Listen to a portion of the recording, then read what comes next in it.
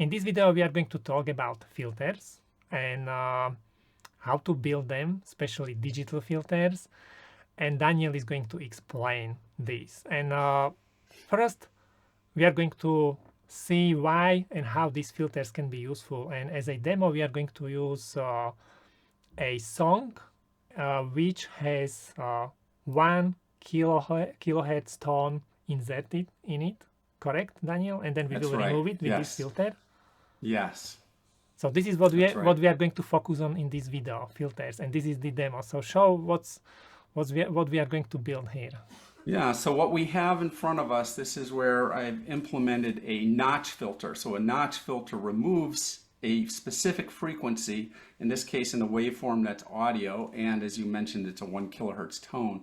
So what you see in front of us there is a SAMI 51 microcontroller, a microchip SAMI 51 on a Curiosity Nano evaluation board. It's a very low-cost evaluation board together with this PMOD I2S2 I2S 24-bit stereo audio A to D converter and D to A converter. So I have audio piping in from this cable going into the input. It's going through the filter, it's coming back to the D to A converter and then coming out into the audio of the computer that we're on right now. So we'll hear it. So when I hit play, you're going to hear, and let me just go ahead and hit play, and you'll hear this test song that's going through. So you hear that? Okay, but this is the song going through the filter. It's going through the filter. The song is Adding the Sun by Kevin MacLeod. It sounds good, right? So what I'm going to do is I'm going to disconnect the input and I'm going to pass it through with this pass-through connector. So let's have a look what is the real audio. So the real audio. I'm curious. Wow! So with this digital filter, you remove this beep. That's right. Remove that 1 kilohertz tone that we're hearing. This is cool. So let me stop this annoying tone. Okay. So that's good, right? And it's a great example of one use of filters where we want to, you know, we hear about noise canceling headphones, right? They're removing noise. Those are filters, right? They're separating noise from a signal of interest. And so what I was going to show, if you're interested, I have a presentation that talks about the filter and the demo. And then I can show how I simulated the filter in something called Jupyter Notebooks, which is running Python. And then the C code that was implemented and downloaded to the microcontroller to run the demo, and we can play with that. Okay, I'm very curious. So basically, just to point out, here we are going to use specific example, this notch filter, filtering the audio, but everything what we are going to talk about can be used generically on any kind of signal processing. So we are going to show the way which can be used if someone is working with signals and they need to filter these signals. So these are the steps what they can do to implement specific filters on a microcontroller, for example, correct? Sure, that's correct, yep. And okay. Yep, that's right. Okay, so are we going to start with some kind of theory? Yeah, let me switch to my presentation here for you. Okay, so let's start with theory so everyone understands what we are going to build and how it works. That's very important, how it works. Sure. So do you see my screen showing yes, digital filters? I can see it. Okay.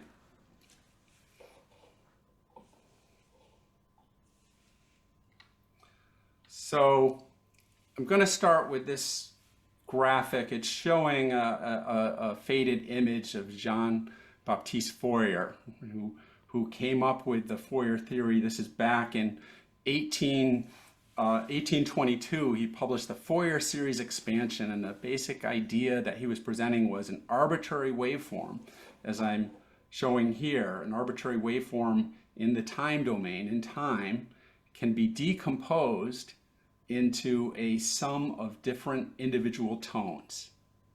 So it's kind of neat. Any arbitrary waveform, we could represent it as individual single frequencies. Okay, and this is the basic of the filter. So any complicated signal, we will through this Fourier transformation, we will split it into like individual sinus frequencies, and then we will be working with these. Right. Okay. Right. And mostly the idea of what's it mean to be in different frequencies and how we can have multiple frequencies in a waveform. And we're going to see that a filter will be able to separate those. And here, for purpose of the next slides, I'm showing what this waveform looks like on the left is really just the sum of these two waveforms on the right.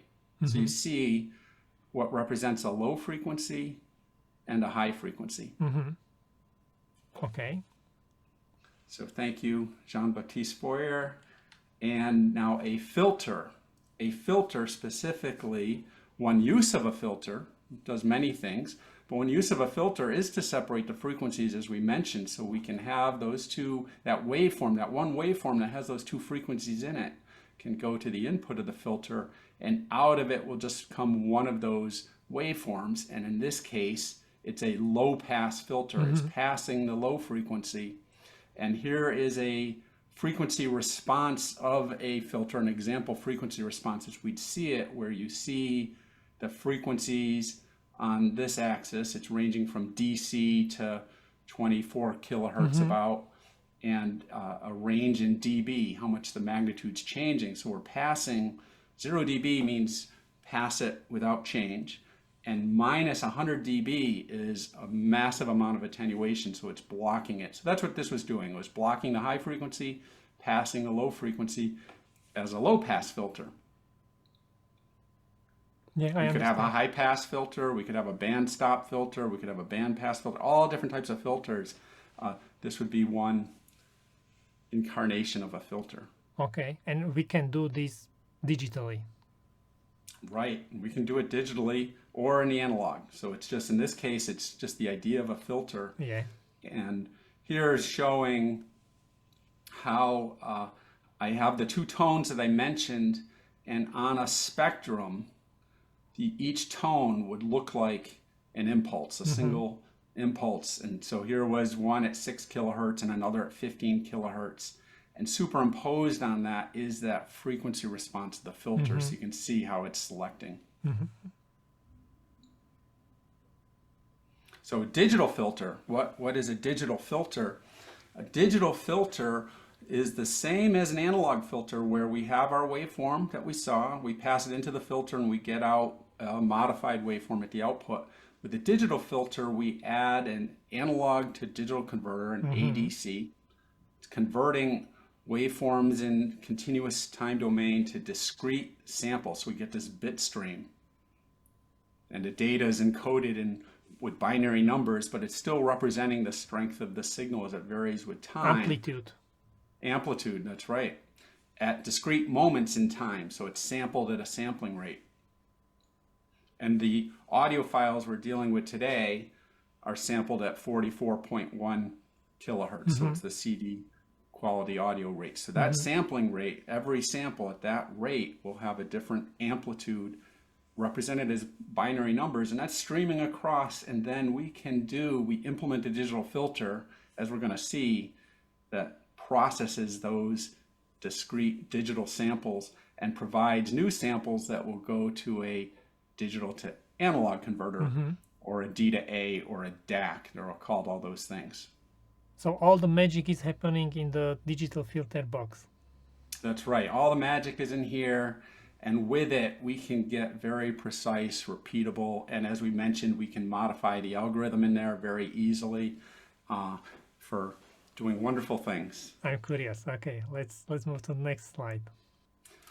So what I'm showing here is just to give a sense. We see dB on the side for these filters in terms of how they're changing the amplitude or the magnitude of the waveform. And this gives you a sense of what 100 dB is. Like, we can implement filters that have 140 dB of attenuation easily.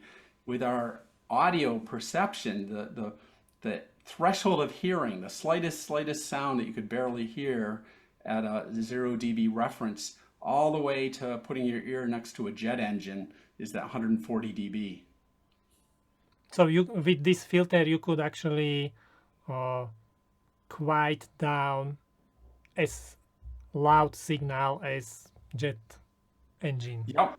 If you could, if the rest of the electronics that work with that have that same dynamic range, then yes, you could do that. It's beyond the range of the correct range of hearing in terms of what we do. So that's interesting. It gives you insight into how many bits do we really need to convert a digital signal to audio, right? In terms of the range we would have, for instance, 16 bits is 100 dB. So 16 bits is 100 dB, and we're using in this demo 24-bit data converters. So digital filters. So to introduce digital filters, and I think this is really cool. We're going to implement so much. We can do so much with these basic elements that you see here, which is a time delay. And that z to the minus 1, I point that out because you'll see it a lot on DSP diagrams. Z to the minus 1 is a delay of one sample. Mm-hmm. It represents a delay of one sample. So if we're running at a certain sample rate, then z to the minus 1 means shift one sample in time, one sample delay. And then scale is a multiplier, where we either increase or decrease the signal on the signal path by multiplying it by some constant. And that'll be a coefficient of the filter. We'll hear about filter coefficients. That's scaling the signal. And then an adder, where we can add or subtract two signal paths. Okay, so delay, basically it means like if you have in time 0, you have something on the input, then on the output it will be in time 0 plus, I don't know, the sample rate or something, 1 second or something. Right. Yeah, okay. Right, so if the samples are going at count n, 0, 1, 2, 3, that's the count in time, right? N. Then a sample on one side of that z to minus 1 versus a sample on the other side will be n minus 1. Yeah. The n had shifted. But that's, there's another big element I'm not showing is a commutator where it can switch between elements, and that we make, with those 4 elements, we make all sorts of amazing filters. But just with these 3 alone is what we're going to use today. And I think that's amazing. It's just a delay, scale, and add. And with digital filters, when we implement digitally, we can raise the complexity of how many of those we do very easily, so that we can implement things that are much closer to the math than what we could do with analog components, where you're limited by what an inductor is, a capacitor is, and its parasitics. Here we have a purity and a scalability that we can't reach in analog. Okay, how do we build filter from this? So I have a brief explanation just to get the concept down. Oh yeah, here I can see the shift, yeah. Yes, so I haven't, this is a higher frequency at the input, and here's some arbitrary delay. And what I'm showing, interestingly enough, it doesn't have to be digital. This can be done with analog delays. It can be done with a piece of cable and power dividers and things like that, combiners and dividers. So I have a waveform coming in. I have a fixed delay that you can think of it as a cable, a piece of cable, and then the sine wave at the output is going to be delayed in time by t seconds. Mm-hmm. And so if I put them together on this graph showing time and amplitude, you're seeing the input, and then you're seeing a delay, and then the output starts. Mm-hmm. And in this particular case is special. Why is this one special? Because it's exactly half of the... It's exactly 180 degrees out of phase. Yeah. The delay was such that if I were to sum together the input and output 0 at the same time, it would cancel. Sounds like a filter, right? Oh, this is how you do the filter. This is one way to do the filter. One way to do the filter. And under that same condition, consider what happens if we had a low frequency going in. Okay, show me, I don't know. And now here's the low frequency. If we added those two together, they're not going to cancel. In a lot of ways, they're going to add together, right? Like pick this point right here. These two samples added together is going to be way up here. Mm-hmm. It's going to make it bigger. So the low frequency gets bigger, the high frequency gets smaller. That sounds like a low pass filter. Mm-hmm. Okay. So this shows you the same idea in a block diagram you would see with a DSP implementation, digital signal processing implementation. We see the delay of one sample, which you could replace with a cable if you want. If you wanted to make it analog, we can make analog filters this way. There's something called a SAW filter. That's an analog filter that works exactly like this. It's delays and adds. Delay and add. So here we have the input, we get it delayed, and I have coefficients 1 and 1, which is this gain scaling. This is the simplest case where I'm not scaling at all. I'm just taking the input and I'm adding it to the output, and I get a result. And look what happens on our frequency response. It shows the frequency versus the magnitude in dB, right? The lowest frequency, see how it has gain, just like we mentioned on the previous slide. And the highest frequency, at some point, it gets total cancellation. What ends up happening in this case, that total cancellation would happen at exactly half the sampling rate. This was sampled, and being consistent with the audio demo, 44.1 kilohertz. So half the sampling rate is this, 22 something kilohertz. And you see it going down in dB. If it canceled to 0, it'd be dB, it'd be negative 1,000 dB, right? It's just, and so you get perfect cancellation as far as we can see here by doing that. That makes sense? Yeah. I'm just thinking what kind of parameters you need to change to move this graph. Yeah, that we're gonna see that. Explain later.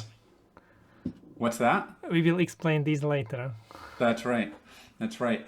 What was really interesting too, and kind of shows you the flexibility of digital filters, if you just change the sign of the coefficient, it changed it from a low pass, this is a low pass filter, into a high pass. And it makes sense, right? Because before we saw it canceled when 180 degrees out of phase. Well, if you change the sign of that output, now it's in phase. So it did the exact opposite. Yeah, right? that's why it is half of the frequency. The key is half of the frequency in the first case, because that's the shift 180 degrees, correct? Yeah, that's the shift you would need for this to be 180 degrees out of phase with that for a particular frequency coming in at that, at that rate. And you can add more delays to change where that happens. Okay. So this is what is called, and it's a common term if you're exposed to digital filters. This is an FIR filter, finite impulse response filter, which has this feed forward structure. It's filtering by feeding forward, and the only thing it can do, its tool, is to null particular frequencies. It introduces, in filters, we have the terminology of poles and zeros, analog or digital filters, poles and zeros. Zeros create nulls at particular frequencies. There's a 0 right here. And so with zeros, if we introduce zeros, we can pick the frequencies we want to null. Sounds like a notch filter, right? Yeah, I'm curious. So that's our tool. With the FIR filter, it is only zeros. We only have zeros to use. Okay. But we can build the complexity to make really amazing filters just with zeros, which is pretty cool. Okay, I understand what you are telling. So we can, with this FIR filter, we can kind of control only the zeros. That's right. Okay. Our toolbox is zeros, but we can put them in all sorts of different places. And now it gets into the math, but it's really interesting where we can place it. And we know, thanks to everything that happened starting with Blackman in 1965 and everything after that, this flurry of digital filter theory, we know how to make the most awesome digital filters, even just with zeros. Okay. Zero, it means mute it. Yeah, to mute particular frequencies, which, we mute here, it ends up enhancing there. Not enhancing, but passes the frequencies that we don't mute. Yeah, so okay. that's this. Now the other flip side of this is feedback. So that was feed forward. This is feedback. Same thing. We have that delay, and we can have the input, and then we can feed back prior outputs. See, this delay of one sample means whatever is here getting added to the input is one sample ago. It's our past, right? But it's our past outputs instead of inputs. And what this does, this gives us growth. This gives us the other side of that equation, the poles.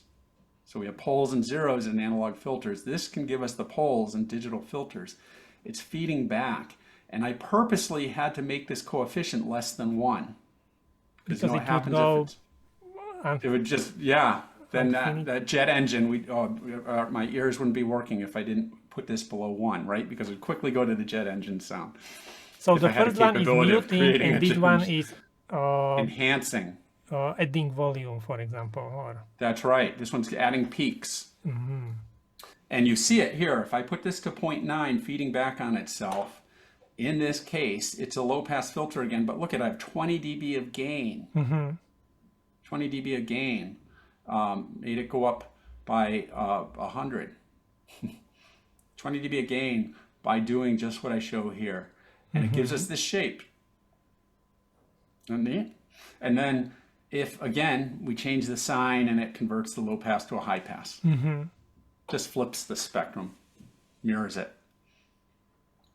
Okay. Not the spectrum, but the filter shape, the frequency response. But the input is amplified. That's right. Okay. Yeah. Because we're taking a little bit, we're sampling the output, and we keep adding, we're accumulating. And if this was 1, that would be a digital accumulator. Digital accumulator is take the next input, add it to the previous output, and keep adding. And it'll grow without bound. It'll just keep accumulating. Yeah, I understand. Because you increase this, and this increased value you increase again on top of the input, and then this will increase again, and then it will go. Yeah. Okay. Yeah.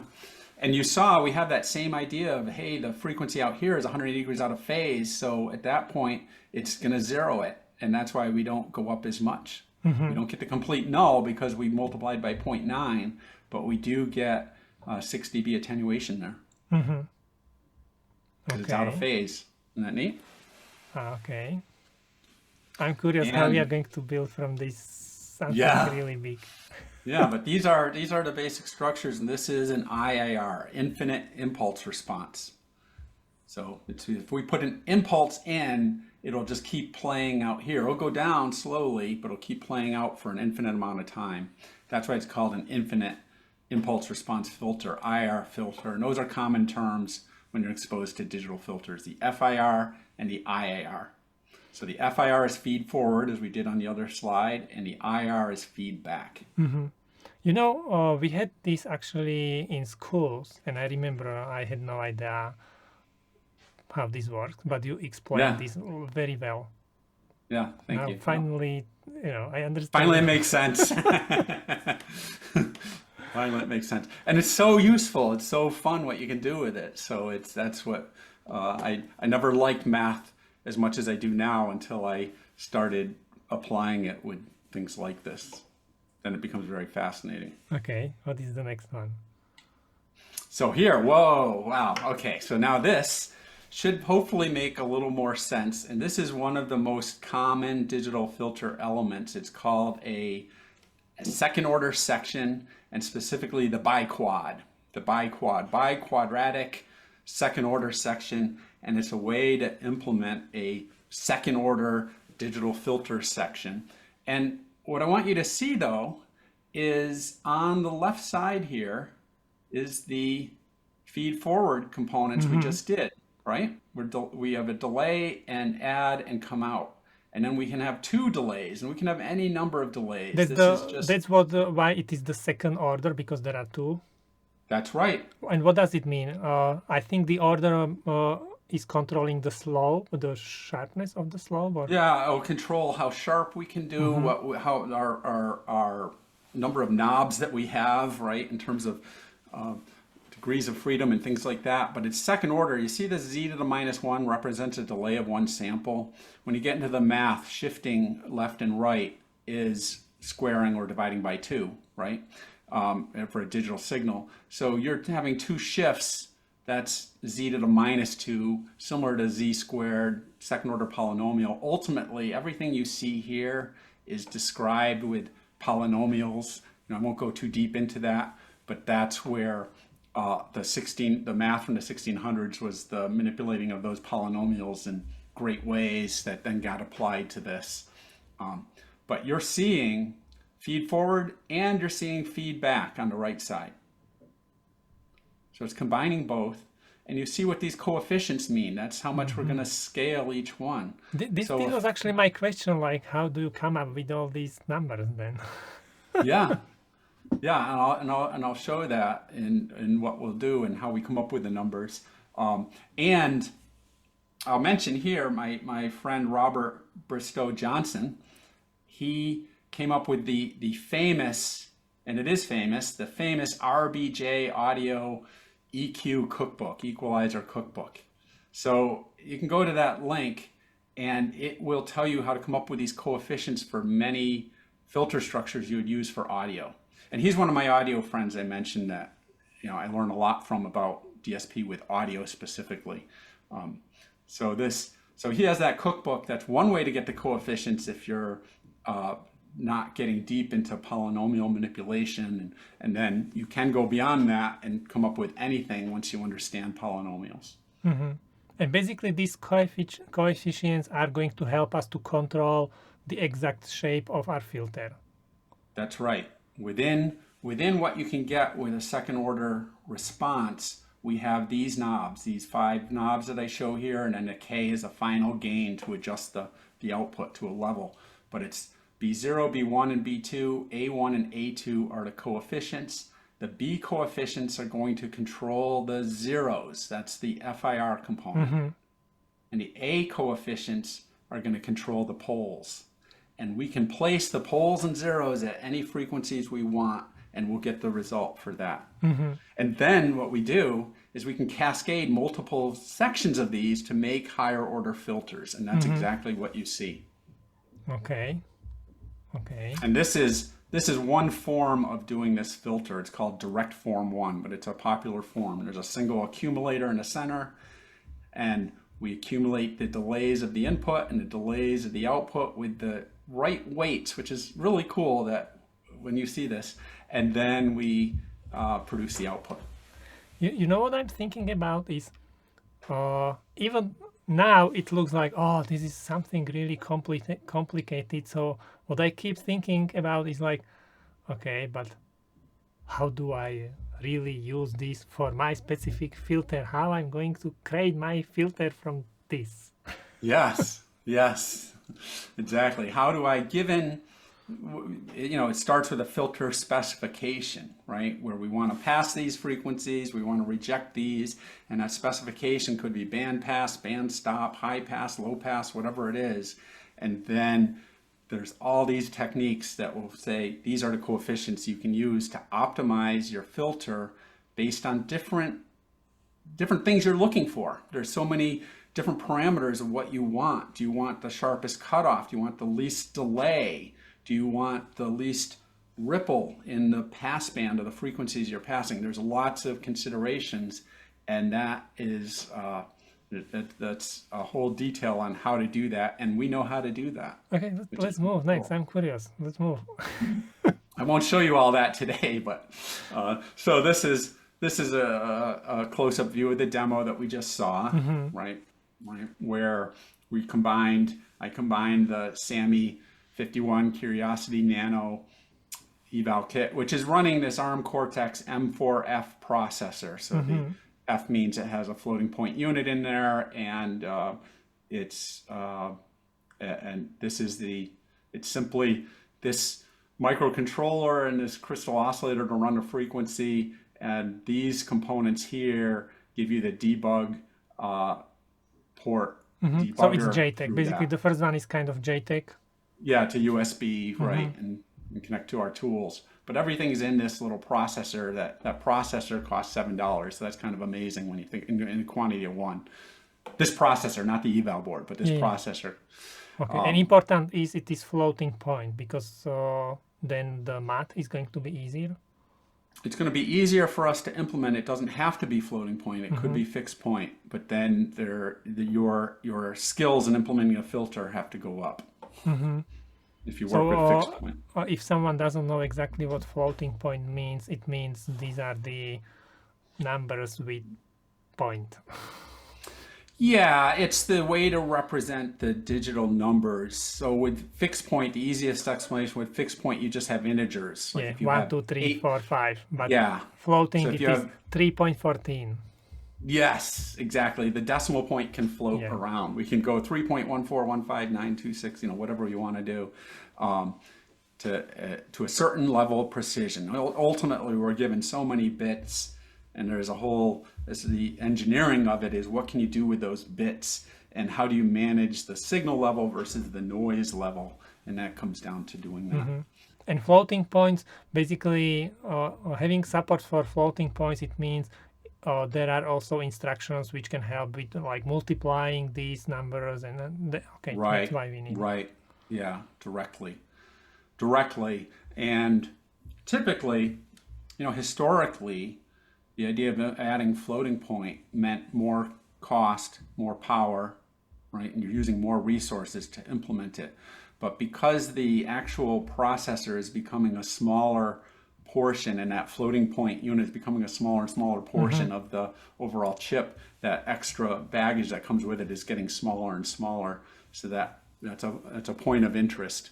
I did. You look on DigiKey and you look for ARM Cortex M4, which is fixed point, versus Cortex M4F processors, and the M4 ones are half the price that I found. So there is a price impact. But I'm trying to figure out, is that just marketing reasons? Is it really the cost of the chip? So I'm looking into that, Okay. with my friends at Microchip that know this part. Like, how much is that? How much is that floating point unit that's in that processor, and how much does it impact our cost and power? I'm always interested in that.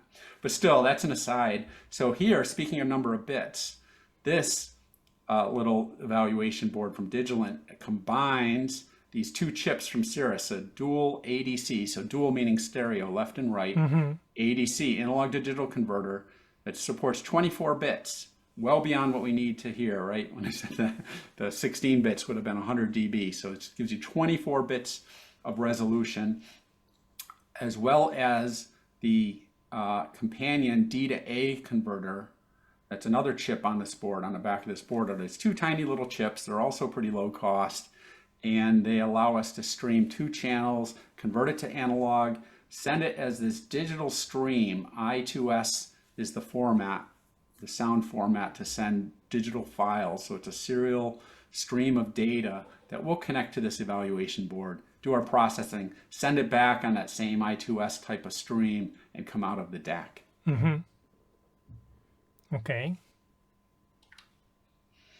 So what I want to explain first, because we're going to see it in the code, is DMA, direct memory access. And thanks to my friend and former boss at Microchip, he's no longer at Microchip, but he made for me on this platform the part of the demo, the core part of the demo that did a pass-through, an audio pass-through using DMA.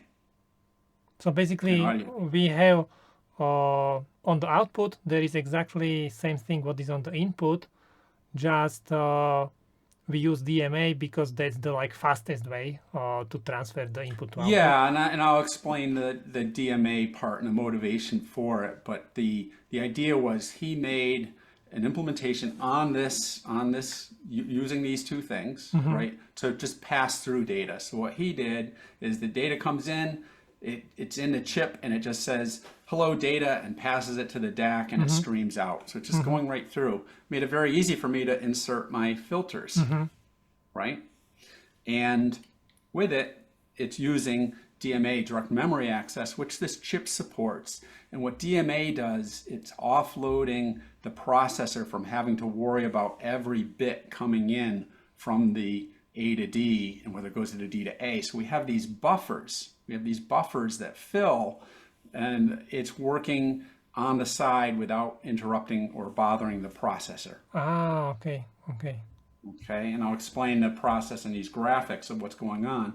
But here you see the idea of audio coming in, and we have our, I call it the PMOD because that's what it was called, the A to D converter. And this, you're just seeing a left channel, for example. Remember, there's a left and a right channel. So this is just the left, and we have the exact same thing going on the right. But let's ignore the right channel. Let's say, okay, here's the left channel audio coming in. It creates a bit stream, and that bit stream starts filling, and these buffers are going to be called ping pong buffers because we're going to ping pong between them. And that's the common name for these DMA buffers. So there's a buffer. A buffer means a block of memory that we can allocate however big we want within how much ever memory is in this chip that it gives us. And we start filling the buffer with the data. So you can picture this data is coming in and it's just filling it with this table in memory is getting filled. And so, and it's going to happen at the sampling rate that we're using, the 44.1 kilohertz. So at that sample rate, every whatever that ends up being in time, 1 over 44.1 kilohertz, there's a new data gets filled into this buffer. And the DMA controller is doing that without the processor, the main processor, having to worry yet. It's saying, hey, I'll let you know when I need you, right? So it's just filling, and it comes all the way down, and it gets to this point that is, if this was one table, it's halfway through the table. And that's the end of the ping buffer, really. So there's a ping buffer, and then there's a pong buffer. And the ADC for the left channel has a ping buffer and a pong buffer. I guess it's because we don't want to lose any samples.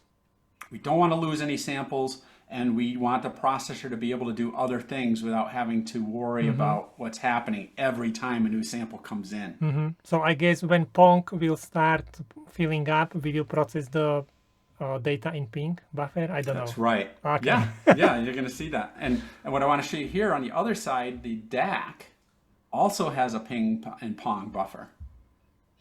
And you're seeing what's happening right now as we start, data is loading into ping.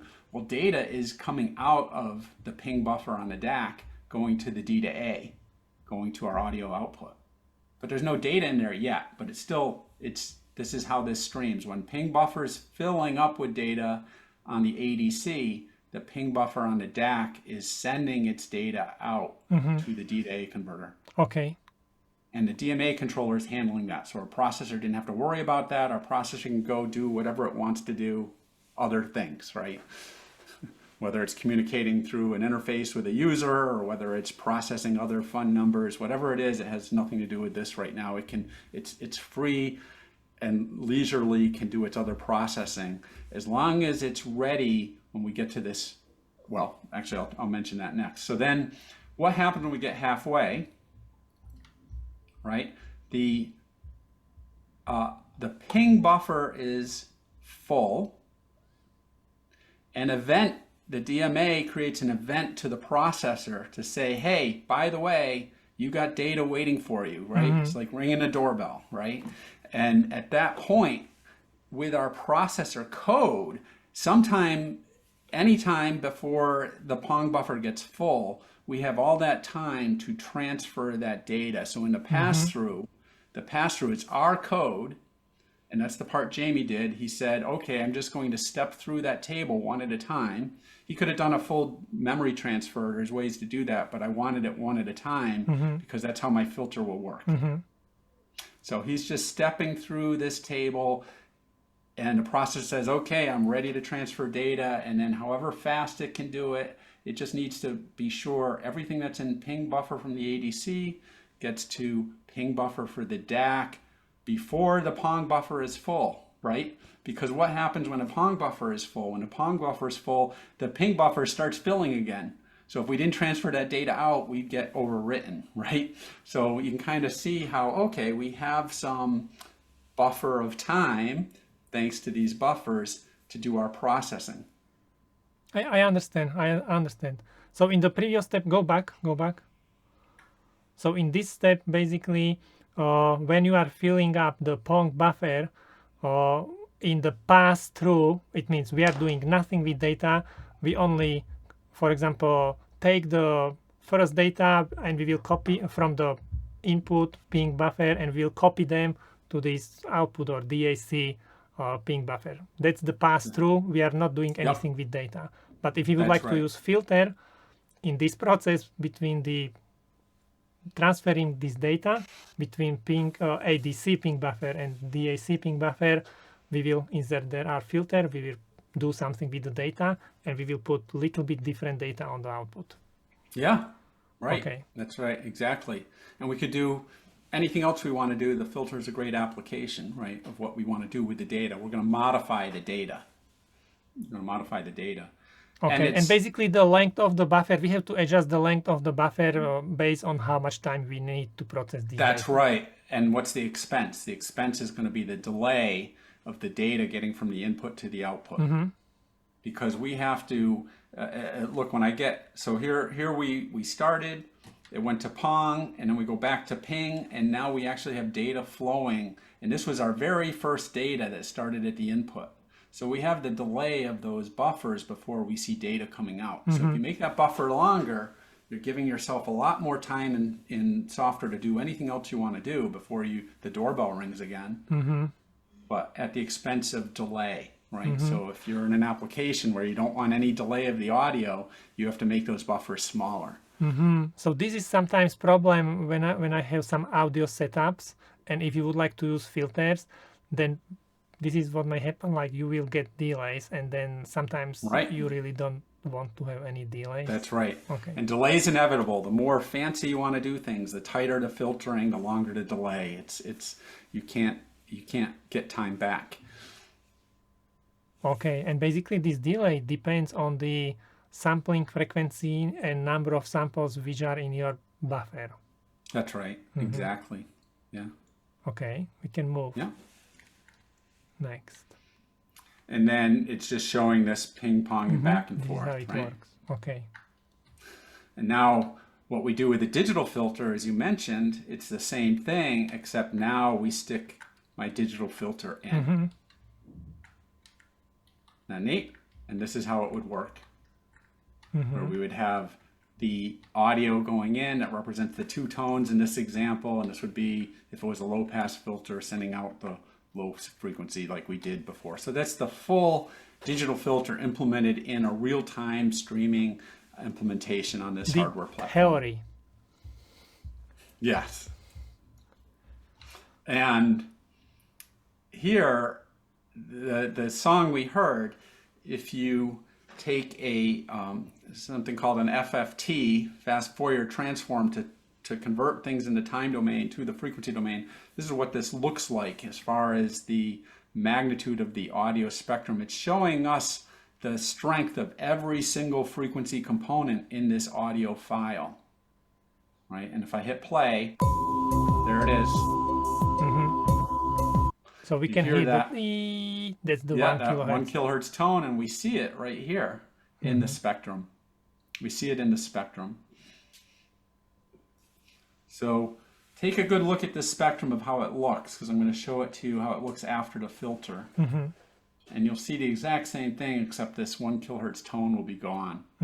So that's what we would like to implement. If we would like to remove this 1 kilohertz frequency, we have to implement some kind of special filter, the notch filter. That's right, the notch filter. Because we don't want to, we want to remove as much of that 1 kilohertz as we can, but we don't want to remove too much audio, right? And because we're removing a frequency, we're removing everything that's at 1 kilohertz. Well, the song had energy at 1 kilohertz. It's not like that was empty before. So we're going to take out a very thin slice, and we can't hear that it's gone. Yeah, that was my question. Basically, we will never, once we remove it, we will never, or we can recover the original 1 kilohertz. No, only right. what we can do, we can remove it, and because it's only one frequency, no one is going to notice. That's right. Okay. And here's some math. It's probably more than we want to look at, but this is to show you if you knew the frequency you want to reject, 1 kilohertz, and if you knew the bandwidth you want to how tight you want to make it in bandwidth. So if I want it to be 10 hertz wide, that's the bandwidth. we can, knowing those two things, we can come up with R and omega n, and you plug it in and you take cosines and you get the coefficients. Okay. So from knowing the bandwidth and the bandwidth, which we get R, and knowing the frequency, which is 2 pi 1 kilohertz, 2 pi f 1 kilohertz, we can compute the coefficients. So that's how I came up with the A and B values that I implemented in the filter. Where did you find these equations? That is, so those equations I know well from the courses I teach, for example. How did I discover them originally? I don't even remember, right? But it's an understanding polynomials, and there's if you get into the, if we had, 3 hours to explain it, I could tell you exactly how we would get those from, but ultimately it's knowing where the poles and zeros are for your filter, how that relates to polynomials. And from that, what we ultimately want to do is put poles and zeros at a certain frequency in certain locations. And from knowing what locations we need them at and knowing how those positions of poles and zeros affects the frequency response, we can come up with these equations from that. And these are different between different kind of filters. So this these are is specific for notch filter? This is the notch filter only.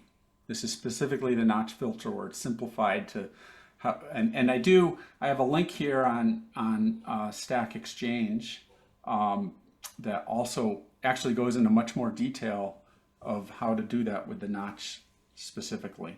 But if someone is building different kind of filter, then they need to find these equations for their specific filter. Yeah, okay. Yeah. Filter, the design of filters involves equations, but then it really, for us engineers, it involves having access to tools that have done that all for us and being able to push the right buttons. Okay. So, and I'll show you that in the Jupyter notebook when we go to that. I'll show you when that. we will be doing the simulations, we will play a little bit with this. That's right. And this shows with those equations, this shows an example where I implemented the notch at 1 kilohertz.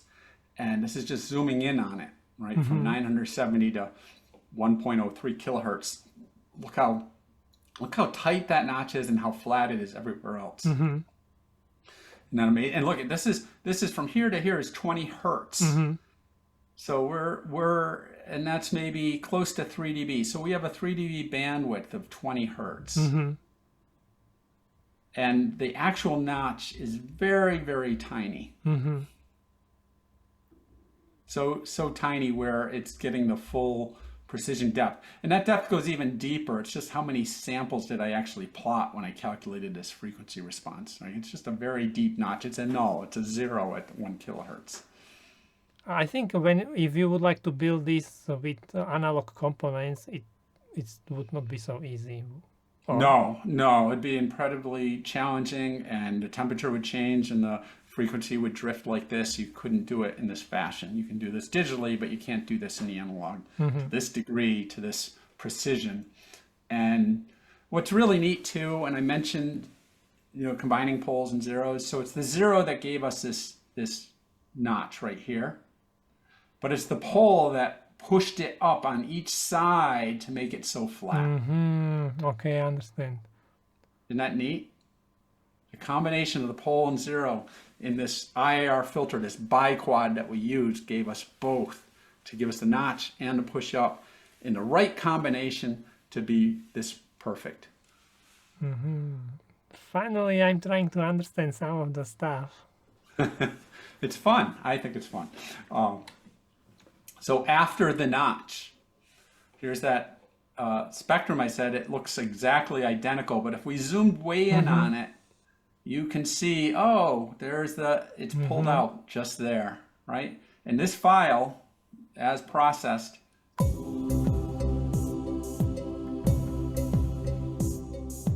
Cool. And that's the file that had that notch. You're hearing what was the lack of that. So you can't hear. No. You're not going to send it back to me saying, hey, Dan, this file doesn't have 1 kilohertz in it. It's bad, right? No one knows when we notched it out. Okay, so now let's be more. Oh, I see there is a few more. There are a few more slides, and Few then more. we go to the. This next one's really neat. This one, this is, let me explain, because this is just so cool. Okay, this is the biquad. This is the biquad, and picture our signals going through like this, and what's going on here in a filter, right? We're sensing the output, we're sensing the input, and this filter is attached onto our signal. Our signal just goes through, and for Mm-hmm. any signal that's not at 1 kilohertz, it passes through, and this doesn't touch it. And this is like this parasite latched onto the side of our line there, just sniffing it, sniffing it, sniffing it, right?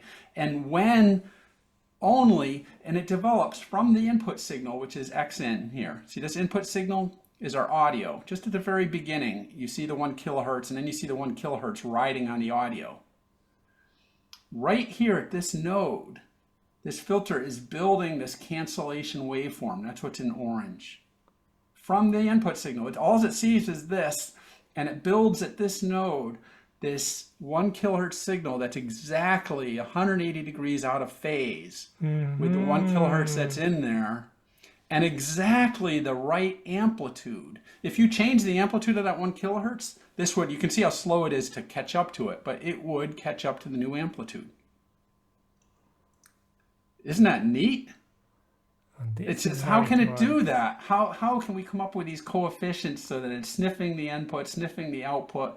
We scale it ever so perfectly. We add it together with delayed versions of itself, and it builds.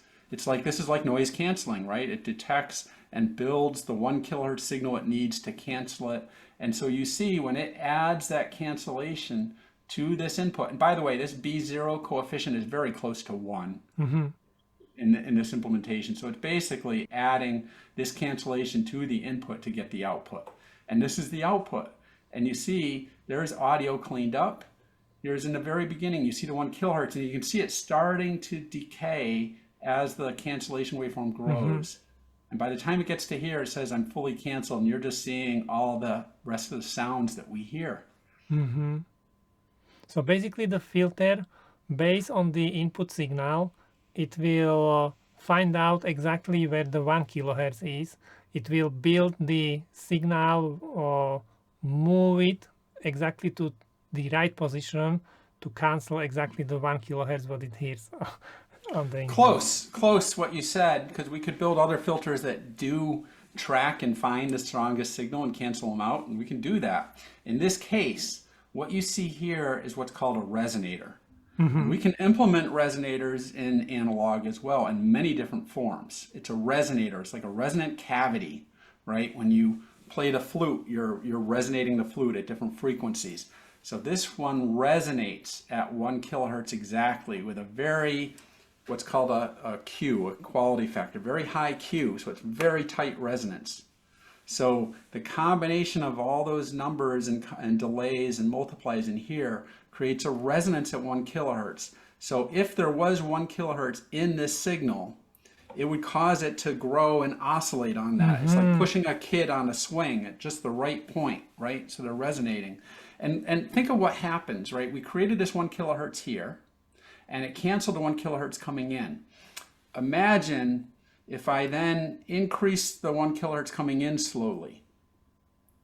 Well, instantaneously, this will still cancel it, but we'll have a residual coming out because we increased the input. Mm-hmm. That's going to feed back in. That's going to cause our 1 kilohertz to grow and respond until it's feeding back until it doesn't see anymore properly by all those connections. So it's created this perfect 1 kilohertz resonance in a way to be a canceller.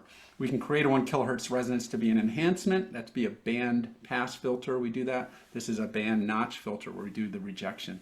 But we came up with the 1 kilohertz. So if we change that input signal to 1.1 kilohertz, it would pass right through this. It's only removing 1 kilohertz. Mm-hmm. So it will create this resonance, but with the opposite phase, 180 degrees. To be a canceller instead of an enhancer, yeah. So the design was to cancel, and it worked. Okay. And here we're seeing the I did this from the simulation tools that we're going to see, and you'll see how I created this. I'm learning a lot of things. Okay, let's move to the next slide. So we have Yep. enough time to And finish then, everything. yes, exactly. And finally, and you're going to see the C code that was implemented in the pass-through. So there was a function that was a float that would take the input xn and take the coefficients you want to use, right? And there's static variables because this function has to remember these samples. It has to remember the state, which is these delayed values, because we're going from left to right channel and we're changing things. We keep calling this function, so we have to remember for each channel and each next sample where it left off, right? So that requires what's called static variables to remember it. So this function will remember the last value it had, and then we sum up the accumulator, which is, here's xn, which is the input, times the b0 coefficient, that's this path, plus xn1 is what I represented, the delayed version of xn, times b1. So it's summing these all together minus the feedback, the accumulators. It right? actually looks so simple now. It is simple. It's simple. That's what's so beautiful about it. It's simple and it's flexible and it's beautiful in its results. That's why we love them. It is so simple. And then we update the state, which is shifting the samples. So before we get out of this function, we want whatever was xn becomes xn1, whatever was xn1 becomes xn2. Same thing with the output.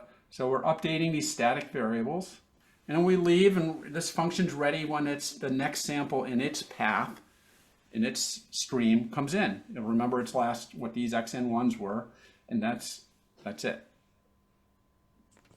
This is the filter? Yes. Okay. Isn't that neat? I was expecting like half of page of something what I don't understand, but okay. But you understand it, right? From the picture, We don't know how we got the equation. coefficients except those equations I showed you, so you could implement this with those equations and you could create your own notch filter. Oh, if you that's happen why to it's use so them. simple, because theoretically there are these special equations to calculate these Yeah, parameters. yes. But once you know these parameters, then Right. the equation or calculating the output value is actually simple. Okay, and Thanks to these guys from the 1600s staring at stars, right? It's just, and then thanks to telephony and everything that's happened because of filters. Filters are so important in terms of enabling so much of what we do today, and it comes down to something this simple in the end.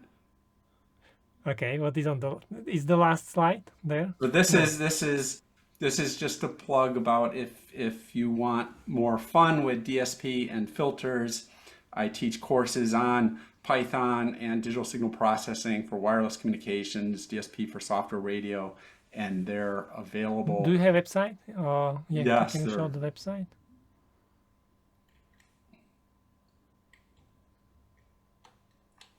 Yes, so the website, here's the website.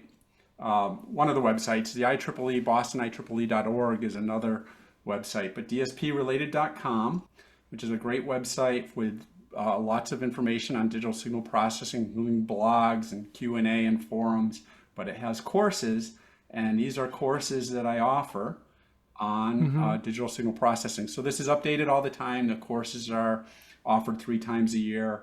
Right now I'm doing one on Python. So these are like where- online, you teach them like in person? Yeah, so they're online, so it's a great combination. It's pre-recorded video. So I found it's people can play it at their own pace, go back and forward. Meanwhile, combined with live Q&A workshops that are held weekly while the workshop's going on. So people will watch the video, we'll get together, I'll do certain demos, we'll answer questions, and then I'm available throughout the course for questions that are asked as students are going through the course material. So it's a lot of fun. I love this stuff, and I love, as I tell everyone, you know, nobody else I know lets me talk about this stuff for 3 hours straight. My wife's sick of it, my kids are sick of it, my coworkers are sick of it, but here. I get a chance to talk about this stuff I really love that you're letting me do today, and I just think I think it's great stuff. So I get a chance to look at it together with people that are interested in more details of digital signal processing. Okay, let's go back. I can tell actually, I really like how you explain everything because as I told you, I actually learn some of the things just because you use like very interesting way to explain how it actually works. So good job. Yeah, thank you. Thank you. Okay, let's go back because I'm very curious how we are going to simulate this and build it. Yeah, so while we're here, I'm right on the page we can go to. There was maybe one more slide, no? Or did we finish? No, it's my backup slides. That was the last slide. Okay. So That was the last slide. let's have a look how we can simulate this. Okay, so what I'm going to show is I'm going to show something in something called Jupyter Notebook first, which is Python, and we'll show the simulation and analysis of these filters. It's a tool we could use for that. And then I will show an IDE called MacLeod by Microchip in terms of how we can download and program the code for this microcontroller. So I'll show both those things. So this Jupyter, Project Jupyter, can you click there? I'm curious. Yeah, so Project Jupyter, so this is it combines code together, and it's not just Python code, it can be R or other languages as well. I'm using it for Python. So it's combining Python with rich graphics, and you're going to see this demonstrated, and it's available from Jupyter.org. Okay, so basically if you do, for example, some kind of data processing, you can use the output from the scripts to make graphs or something, so you can visually see actually what is happening with your data. That's right. And the way I describe it, I use Jupyter as demonstration and documentation. So there's other tools in Python to actually, like IDEs, integrated development environments, to develop code and do debugging and do that sort of thing. But once it's developed at a high level to be able to import and run code and present plots and graphics and create a document, this is a great tool for doing that. So if someone would like to try what we are going to do, they need to click on install and install this. That's right. They could do that and install Python, which is available from anaconda.org, is a Python repository for or ecosystem really of hundreds of applications for data science, and it includes the Jupyter Notebook. Okay, Anaconda. Can you search for this? So anaconda.org is where you can download and get the so there's a free one that has free to start a business. So the free one is very capable in terms of what you do and use. So it's very handy, and it gives you everything you need for data science, AI, all sorts of things with Python. Okay, so let's have a look when you start this Jupyter project. How does it look? The notch filter demo, I guess. Oh, okay, this is the home. Yeah, so this would be when I start Jupyter, I would see this page and I'd have a directory. This is the particular one I'm in, this DSP filters. And if I clicked on notch filter demo, and by the way, I use this tool to inject the 1 kilohertz and tone and create the graphics for my presentation as well. But the notch filter demo I have open and running right here. So what I'm going to do is I am going to just restart and clear all outputs from other things that were there. And so you're seeing, right away, you're seeing how I'm mixing graphics together with, and I think what I'll do is, I think that's fine. I have that positioned well. So these are code cells. So I'm going to run through the code cells, and if you have a particular question on what you see there, you can ask me, as I go forward. But the first thing I'm going to do is import the tools I need for this. Okay, so I have a question. So basically, when you create some kind of new project, this would be like a blank page, and then on this page you can put these blocks, for example, block of code, and then Would you want to see that? Want me If to you do can that? do just very Yeah, it's very simply. easy. I can say new, and then I'm going to do it in this environment. And I get a blank page. And then what I did here, I can just cut and paste that in. It will be the same thing, and I hit play to run that cell. Okay, I understand now. Okay, we can go back to our No. demo. And so what I typed in here, I could do the whole thing directly, and it's already typed here. But yeah, I typed it in just like that. Okay, okay. And you can basically run each block separately. That's right. Yep, run each block separately. So I'm going to run this first cell. And what I did was I imported a numerical processing library, a signal processing library, and a plotting library that makes plots, as well as something to take the FFT. So that's what I mean, where I've imported at the high level all these tools that I can use. And these are the tools, these are my go-to tools for creating filters. There's, well beyond the notch filter we're showing today, there's really amazing things we can do just with these simple tools, and they're all available for free. This is all open source, freely available, with a very wide user community. This is why I love Python. Okay. How do you know it runs with no errors? Does it say something or? Yeah, it would give me an error if there was an error. Okay. Like if And how I do you know said, it finished running? here I'll put in an error like this, and I hit run. You see the star? There was a quick star when it was importing, and then it said it couldn't find a module because it doesn't know what signal is. Right? And I was like, oh, I typed signal. I do this, and I hit play again. Now watch when I hit play, that 2, which means it's the second time you ran it, or second cell you ran in the whole notebook, is going to turn into a star, and then it will become a 3. And that's how we can keep track of what ran. Okay. Oh, okay, okay. I understand. Because everything's going to be in the same, what's called a namespace. Everything's in the same memory. Just because it's in a separate cell doesn't mean it's not aware of anything else we do in the other cells, if we create variables or whatever we do. So, and I also have some tools that work with audio directly in a notebook.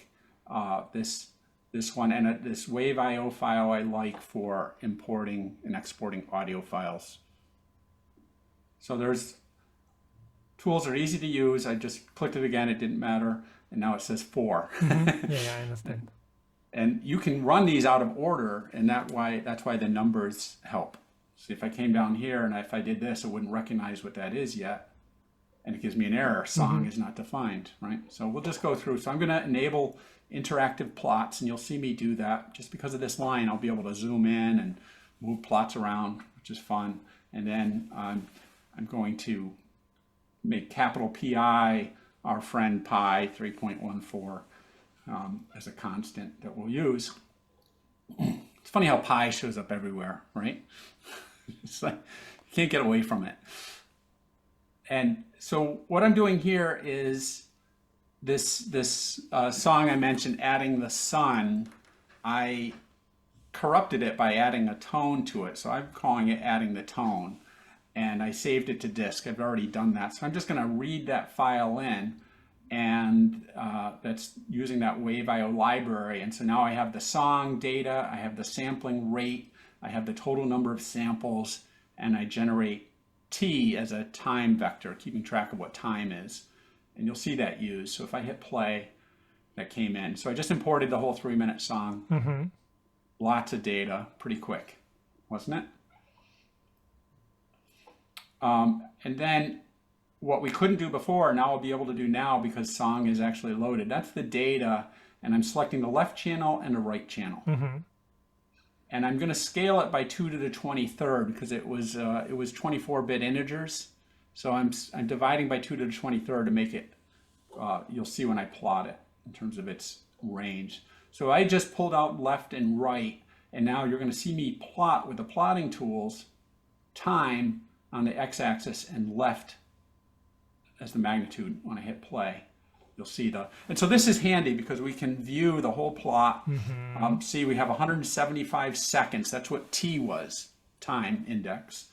And every sample of the left channel I plotted, for example, right? And so I can zoom in right at the beginning, and I can zoom in even more and even more.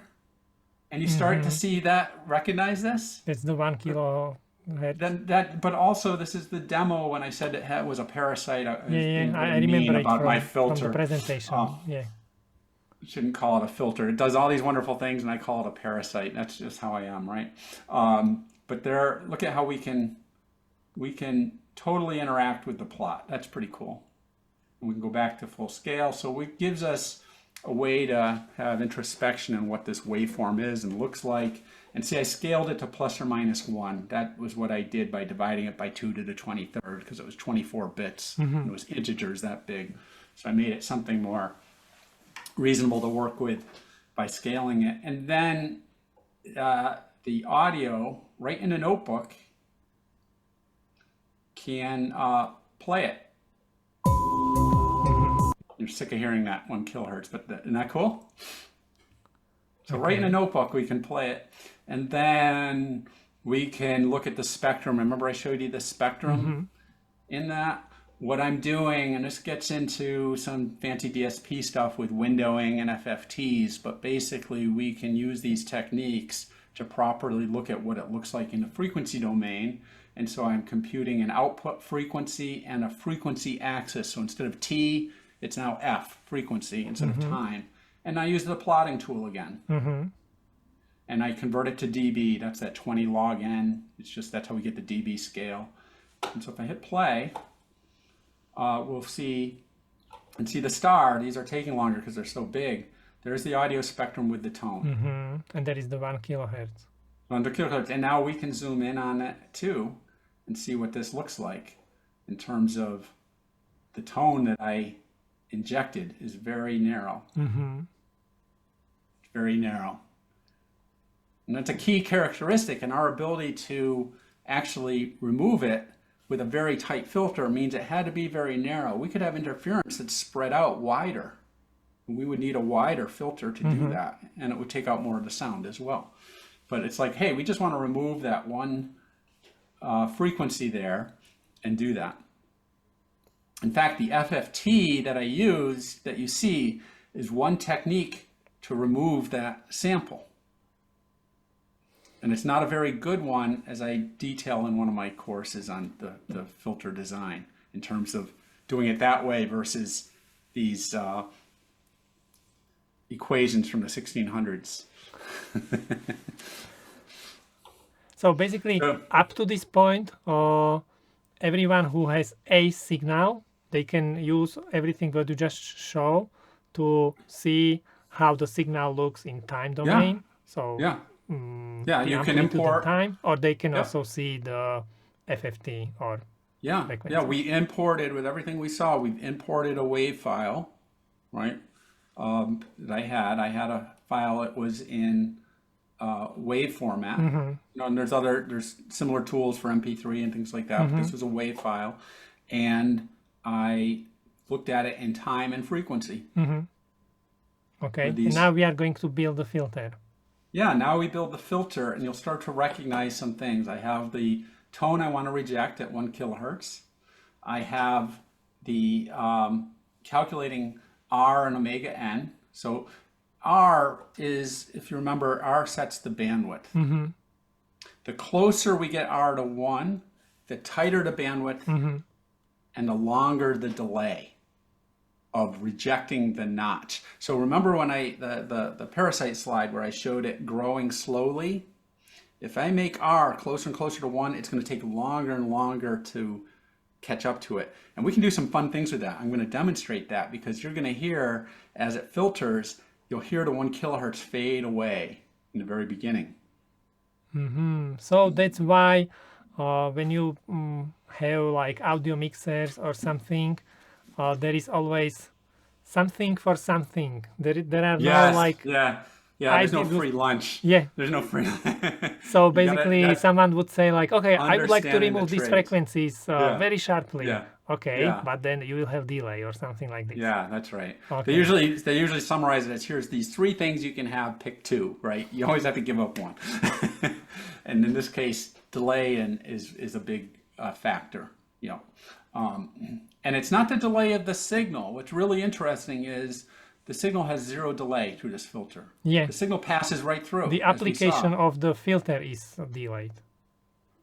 Well, I don't mean that. I mean, in the filter itself, the waveform passes right through. There's no delay of the sound anywhere. What gets delayed is rejecting the 1 kilohertz. Yes, that's what I mean. Like Yeah. applying the filter on the top of the signal is delayed. Right, right. But this particular filter won't delay. You know, we still have the signal going in on one side, the signal coming out on the other, and it's fascinating that there's no delay of the rest of the sound that you're hearing of the filter. There's delay because of the DMA tables I mentioned. Yeah. There's no delay of the filter. Yeah, It has zero delay, I understand. which is fascinating.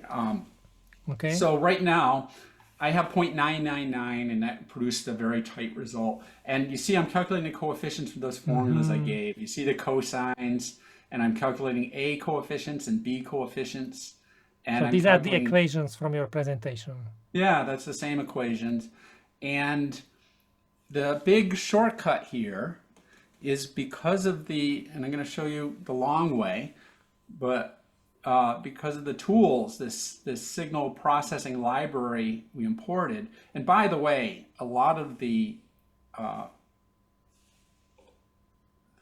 functions we see match identical functions that are available in MATLAB and Octave.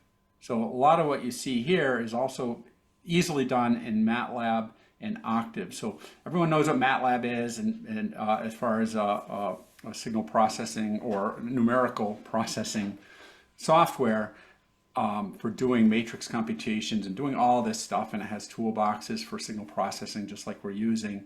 Octave is an open source clone of MATLAB. It runs about 10 times slower, but it can do all the stuff we're doing in MATLAB as another open source tool.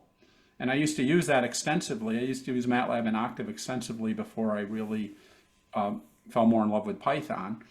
And so what's nice is these tools follow the same thing. So if you're a MATLAB user, there is a freqz command function in MATLAB as part of its signal processing. So this is the notch filter.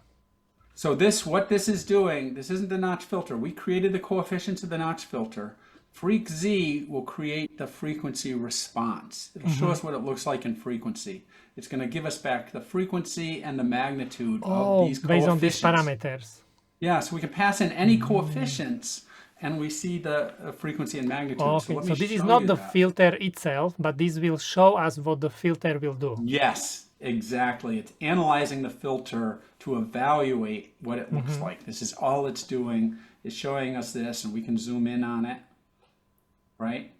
And isn't that amazing, right? How flat it is. It's just no distortion, no delay. It's so flat there, and then it comes here and wipes out that 1 point.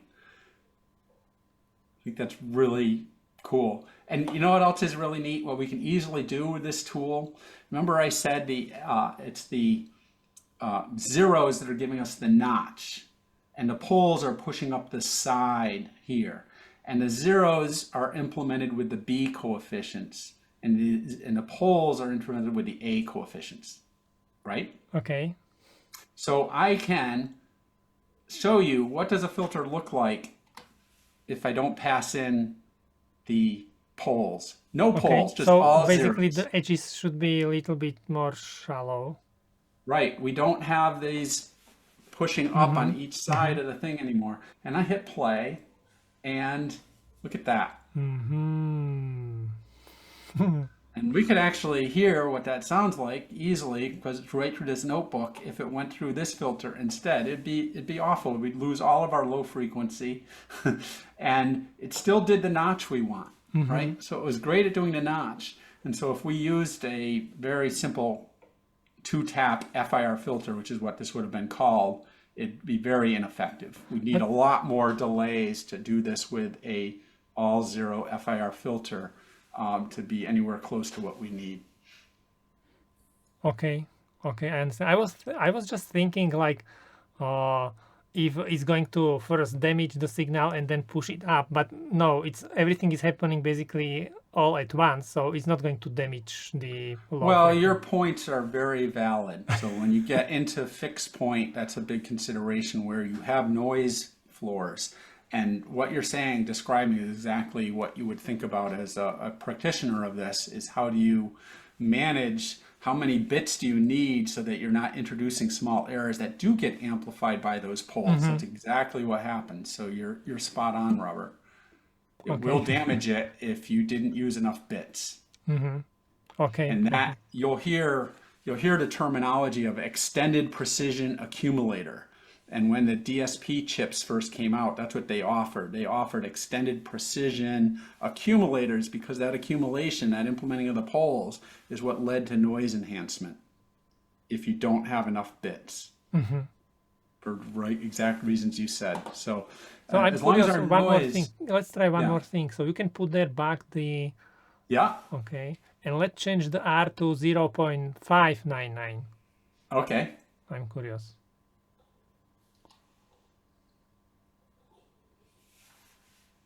Oops, what did I?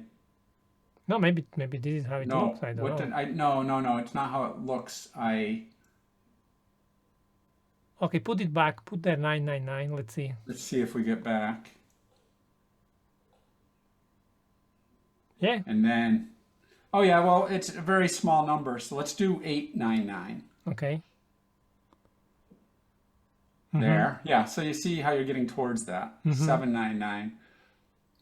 You're basically making, you're moving the pole further away from the frequency of concern, and it's making it less relevant. We are removing these pushing points.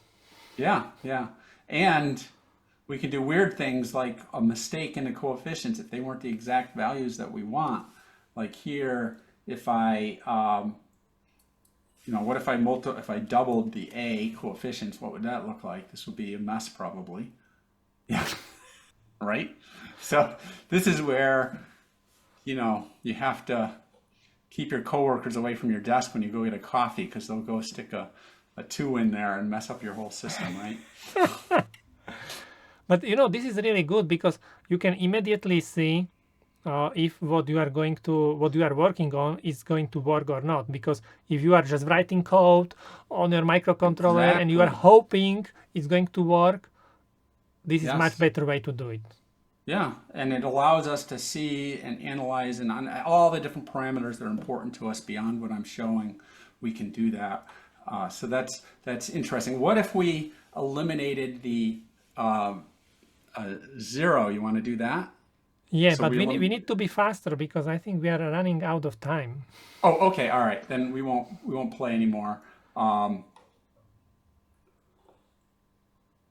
Now I'm going to filter the audio. So see, this L filter is taking these coefficients and taking the song left channel and creating filtered left. And L filter is taking these coefficients, filtering the song right channel and filtering song right. I put it together so I can play it in the So what audio. is L filter? L filter is another tool from that same signal processing library. And in MATLAB and Octave, the command is called filter. And it does this function. It takes coefficients, arbitrary coefficients of B and A coefficients for arbitrary FIR and IIR filters. And it takes an input signal and filters it with the filter given by those coefficients to create an output signal. So basically, this is the notch filter. That's the notch filter. Okay. Because we use B and A coefficients, that's a notch filter, but it's any filter you want. Isn't that cool? And so now that we've did it, if I run the audio on that, this is the sun was that audio we heard before, right?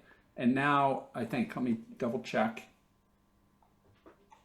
Song T, yes, so song T, oh, sun is what I just created, right? So we had song, and we created sun left and sun right. I put it together, and there's sun. So we're going to hear sun. Now, listen. In the very beginning, when I first hit play, you'll hear the beep. Ready? Did you hear it? No. I try it again. All right, watch this. We're going to make this filter super tight. I'm going to go 0.999, 10 times tighter, and hit play.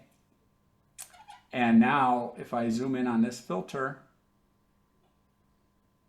we made a filter that, oops, I have to,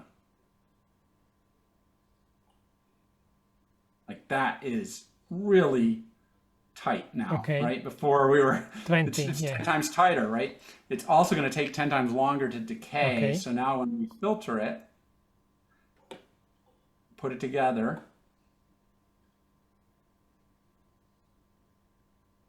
and hit play,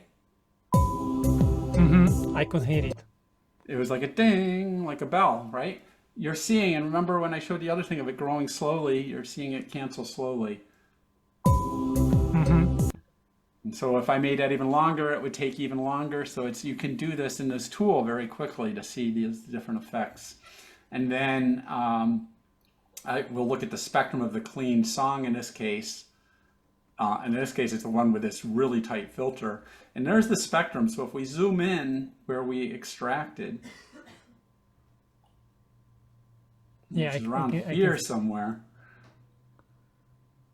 there it is. Yeah, I can see it. Yeah. And then finally, what I do in the same tool, just because, and I wouldn't normally have to do this part, but this is showing how I would implement the same filter that you saw with the C code using Python. So I'm testing out the C code using Python as a function that's processing sample by sample. Everything you saw previously was doing vector processing. It's taking the whole song, multiplying it, dividing it all at once, and providing us a result. This is a function that'll step through sample by sample as we want to do in the demo, and it's the same. It's the same code. Basically, before we use the libraries, existing libraries, just to prove what we are building is what we would like to do, but this is the specific code which we would like to use. Yeah, so I can run this code. I can test it with a smaller portion and plot the result and show. In fact, this is how I returned the cancellation waveform instead of the actual output, because this is how I made that plot. I can actually, I summed up everything except the input to make that cancellation waveform to create that plot. To show the orange waveform. Yeah, to show the orange. So you're seeing it here happen.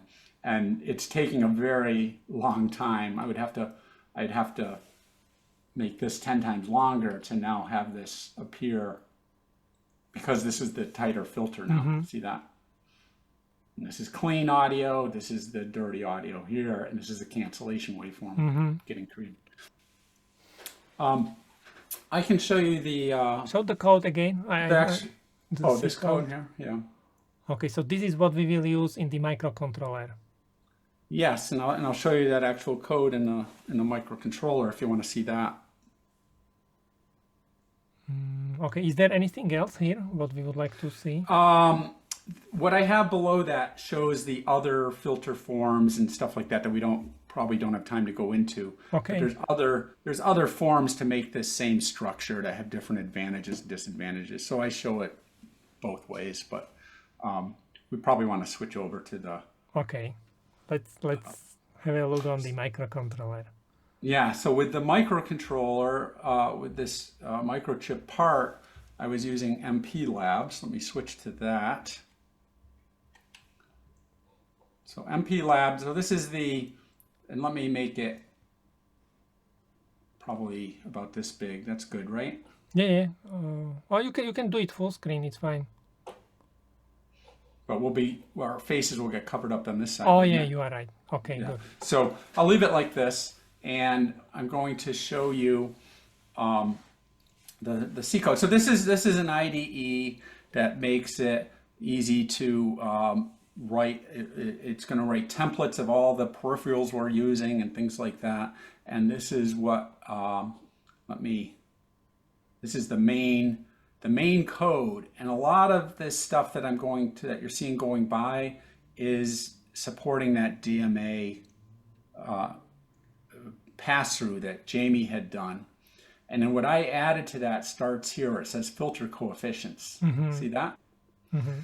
So there in the C code I'm putting in, and I have 0.99 as the filter. If you make that too tight, then if you run from a different computer and the oscillator in the computer changes ever so slightly, the 1 kilohertz will change and you won't get rejected.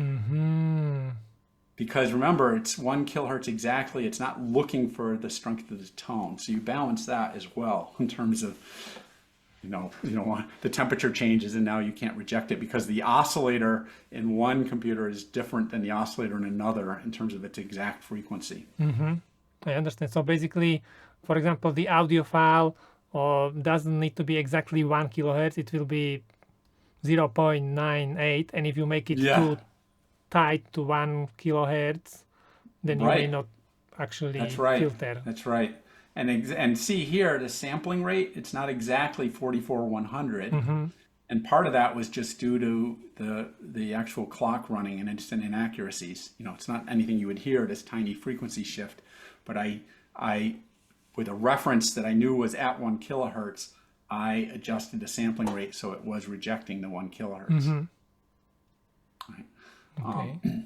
But that's when you get into when this gets too tight, and really there's normally ways. You don't. Normally you would be able right, or you would, if you had to, you would do the tracking to find that signal and track onto it and adjust. But in the simplest case, that was easy. So here I'm calculating the coefficients. You see those same formulas again, right?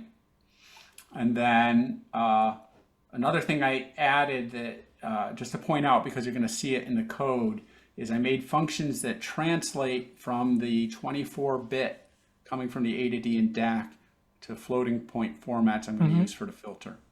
Okay, so I pass in the I2S data and it gives me back a float. Some number with a range of plus or minus 2 basically instead of 24 bits. Right, and so I have that, and I have the same function to go back from the filter to the D to A. So you'll see these functions in there. So let me scroll down. This is all the DMA state machine stuff going on. And the main function starts. This is the main function. And they'll have this little a while loop. So it's continuously running. It's continuously running. Things are managing the DMA. And the DMA will create an event, and the event will run a callback, and a callback is a function that occurs when a table's full. And you see that right here is the first callback, this if case app state update ping buffer. That's what runs when the ping buffer is full, right? And what I want to show you first is this part that's commented out called pass-through. So it's that simple. It's the for loop running up to the buffer size. So the buffer size you set, how big do you want that buffer, and index to each item in the buffer. And before I added the filter, which is here, it was just the pass-through. That's what Jamie did. I understand. Right?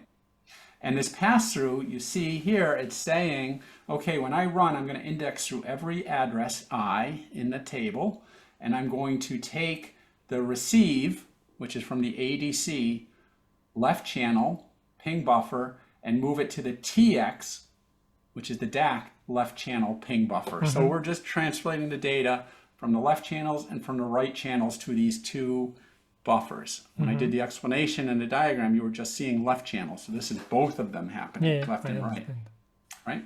So instead, the pass-through, and that was the first success, that we could hear a pass-through with no distortion and getting everything right. And then that made it very easy to come along and insert the filter. And so with the filter, I convert the I2S data stream to a float on the left channel and on the right channel. I pass that into filter code that I'll show you. So there's a filter code called notch that we're going to see. I pass in the left channel data. This is one sample at a time, and the coefficients that we computed above. And the 0 and 1 is how I denote in the function whether it's left or right channel. Okay, so I have and then that gives me the outputs that are then converted back from these floating outputs.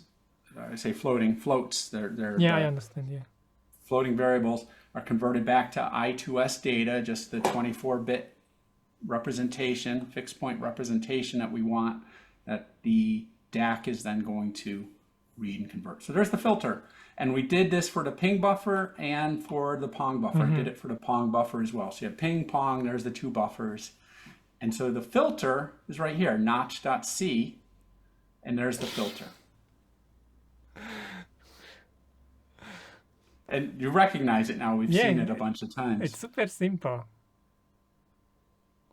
Well, you're downplaying all my effort now. No, this notch, this was tough. I mean, this was hard. This notch filter is super simple, but I know. You're not. It is actually super simple. We let the secret out. It's just darn simple. We come up with all this terminology and stuff to make it sound complicated. We'll talk about like Z transforms and Fourier and all that, but it's really just this simple. It is. Yeah, but I'm pretty sure build this example was a lot of work. Just make the DMA work. It was a lot of work for Jamie. It was easy for me. Once he did that, as simple the DMA was tough. Even a simple function as the converting the I to S to floating. I think I know. Sometimes, yeah, it's the devil's in the details. That's right, and the debugging and all that. My background was RF and microwaves and analog, and I was initially frustrated by, you'd learn what you're doing and to implement it. It'd take you 2 weeks to get it to work because you're pushing coils or stretching things or adding a cap here, and so I was very attracted to digital because it's WYSIWYG. What you see is what you get. But then I realized it's not so simple. It never works the first time, and you're still spending 2 weeks to get it to work. Exactly. That's exactly what I wanted to say. When you go back to main, I can see like, oh, there are so possible lines with possible mistakes. Like oh yeah. There's lots going on. But the IDE and the tools, MPLab does a lot too to create templates. A lot of these peripherals. The I2S peripheral isn't as supported, so doing some of that stuff was customized. But many of the peripherals, a lot of this code gets created for you as well, which is handy and a good use of the IDE for that. And then you loaded this code to the board, and that's what we could hear and it's at the right. beginning. And so you just go make and program, so we can, and how much time do we have left? Not much. So, okay. But yeah, it was just make and program device. It programs, and so I can change things on the fly. I can go right here and change things in here. I could do the example of getting rid of the A coefficients, right? Just by doing that, and it would load right there, and we would hear how that sounds. We could actually do that if we wanted. Don't know if we have time for that, but it does program rather quickly, and then you can interact with it real quickly. You can also, with this tool, debug with the hardware, single step through the code as you're using it, which is also handy. I would like to thank you very much for preparing all this. I know you prepared this also because you will reuse this in your courses, but still I hope people will find this, what we are talking about, useful.